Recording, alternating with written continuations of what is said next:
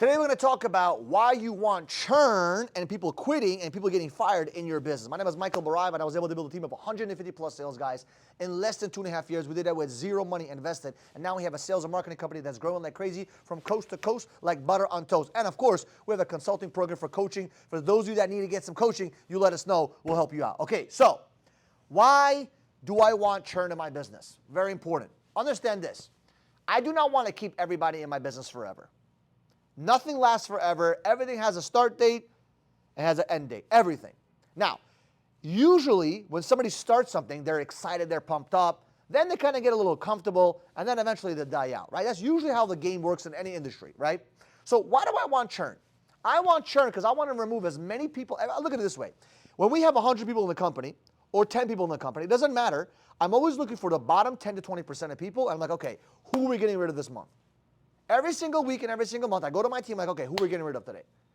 Either they quit or we get rid of them. Why is that? Because I'm looking to get rid of negative people. I am looking to get rid of people that are not performing at the high standards that we expect them to perform in.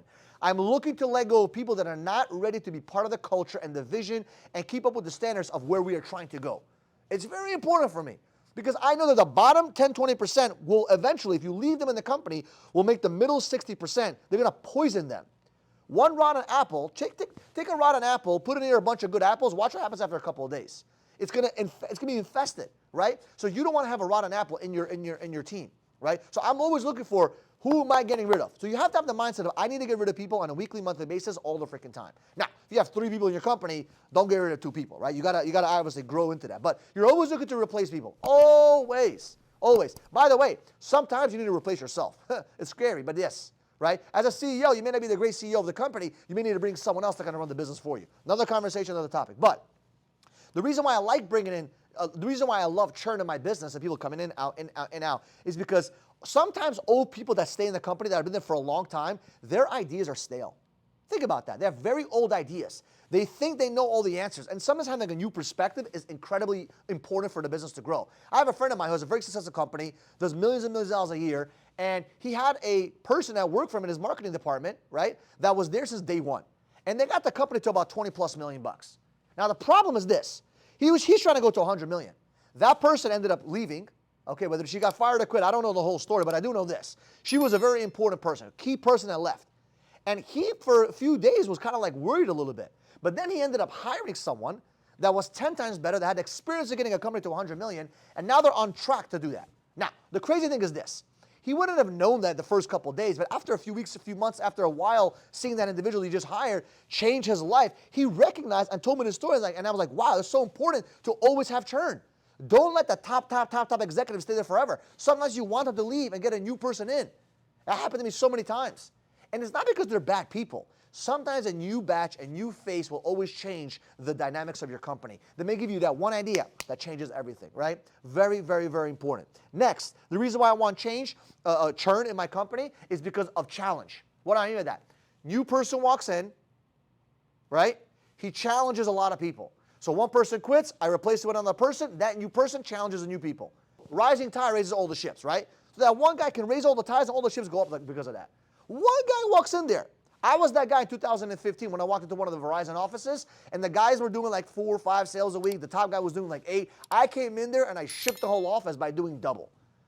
Right? I was doing double because I challenged everybody. And everyone was like, oh my God, he's doing this and he's doing that. And they try to challenge me. And guess what? I was just showing them that I was just working. You're not.